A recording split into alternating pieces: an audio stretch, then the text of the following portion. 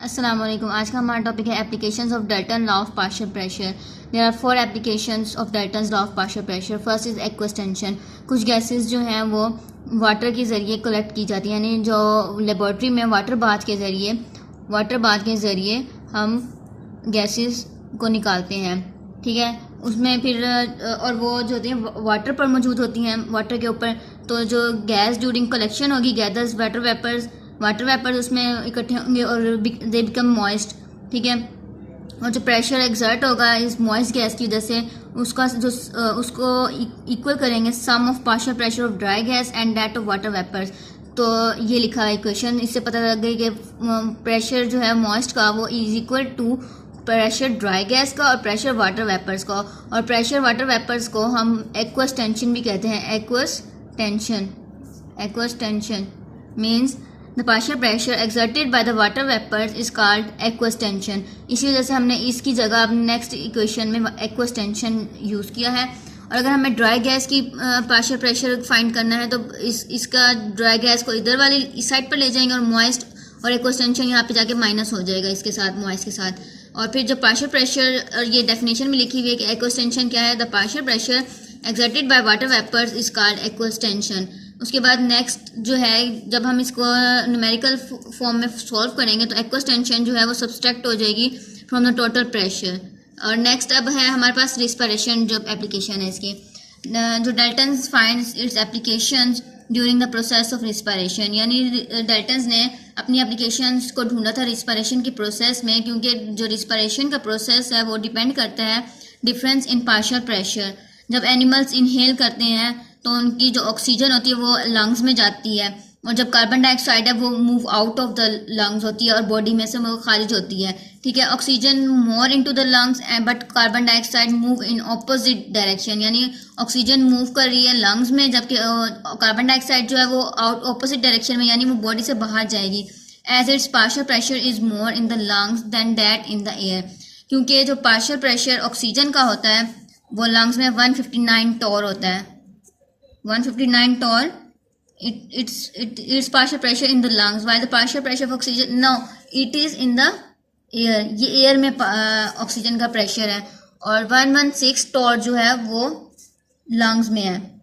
तो अब इसका प्रेशर कम है लंग्स में ऑक्सीजन का, और बाहर जो है वो ज़्यादा है।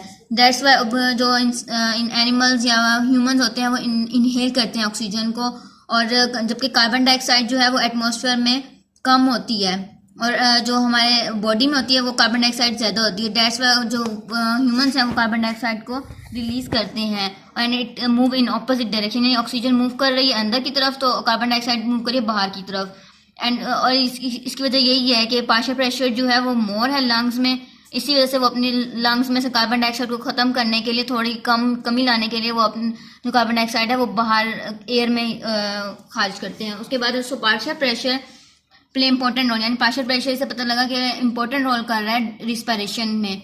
उसके बाद नेक्स्ट पॉइंट है एट हायर एल्टीट्यूड्स, और जब हम हायर एल्टीट्यूड्स पर जाते हैं, यानी पहाड़ी इलाके में या पहाड़ों पर जब चढ़ते हैं तो हमें सांस में तकलीफ होती है। क्यों? क्योंकि उस एटमॉस्फेरिक प्रेशर जो है गैसेस का वहाँ पर बहुत लो होता है, जिसकी वजह से हमें सांस लेने में तकलीफ हो रही होती है।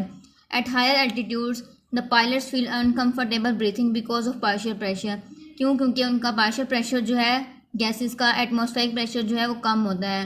159 टॉर जो है वो कंफर्टेबल ब्रीथिंग है, और इसी वजह से जो है ये जो पायलट्स हैं वो प्रेशराइज्ड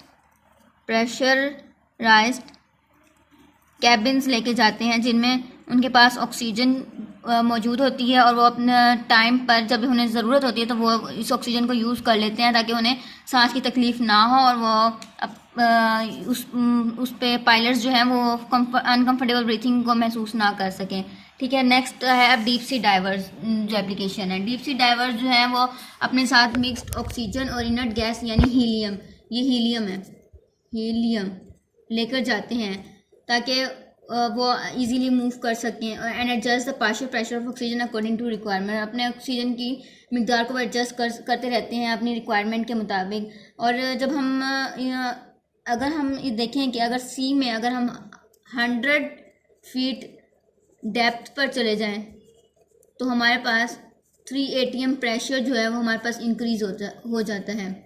इट मीन जैसे जैसे हम मूव करते जाएंगे समंदर में, नीचे गहराई में जाते जाएंगे, तो हम जो समंदर है वो अपना सारा प्रेशर लगाएगा, जिसकी वजह से हमें जो है वो अनकम्फर्टेबल ब्रीथिंग होगी। इसीलिए डीप सी डाइवर्स जो है वो मिक्स्ड ऑक्सीजन और इनर्ट गैस को यानी हीलियम को लेकर जाते हैं, और इसकी जगह नाइट्रोजन और ऑक्सीजन क्यों नहीं लेके जाते, इसकी एक वजह है क्योंकि जो नाइट्रोजन है वो रिएक्टिव गैस है, और इसका पार्शियल प्रेशर बहुत यानी इसका जो रिएक्टिव है, तो रिएक्टिव की वजह से यानी वो हमारे टिश्यूज हमारे सेल्स के साथ हमारी बॉडी के साथ रिएक्ट कर सकता है, और जिसकी वजह से हमें डैमेज भी पहुंचा सकती है ये गैस। दैट्स वाई ये जो डीप सी डाइवर्स हैं वो ऑक्सीजन और हीलियम का लेके जाते हैं मिक्सचर, क्योंकि वो इनर्ट गैस है। इनर्ट मीन्स वो नॉन रिएक्टिव है, वो रिएक्ट नहीं करती, उनके पास पहले से इनर्ट जो शेल्स में है इलेक्ट्रॉन्स फुल हैं, तो वो किसी से रिएक्ट नहीं करती।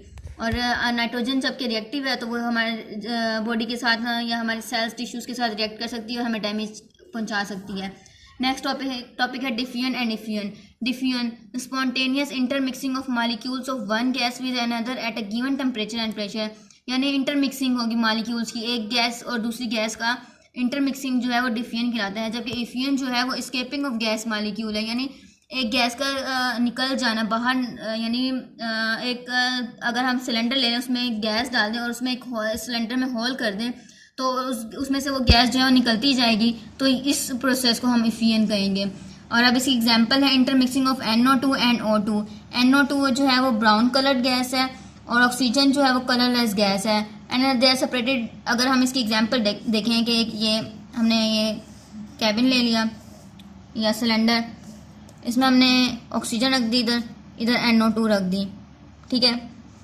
और इनको जब हम इनको इकट्ठा करेंगे तो ये कोलिजन्स की वजह से और ये इकट्ठे हो जाएंगे और ऑक्सीजन नाइट्रोजन मिक्स हो जाएगा यहाँ पे, कहीं पे यहाँ नाइट्रोजन NO2 हो गया, ऑक्सीजन मिक्सचर बन जाएगा, और ये जो है इनकी स्पॉन्टेनियस इंटरमिक्सिंग की वजह से होता है। और एफ्यूजन में क्या है, एग्जाम्पल के पंचर ऑफ कार टायर, यानी अगर कार में का टायर पंचर हो जाए तो उसमें से सारी गैस निकल जाती है, तो this process is also known as effusion. And this is our topic. And next topic अगर आपको कोई समझना हो तो आप अपनी कमेंट में बता दीजिएगा। अल्लाह हाफिज़।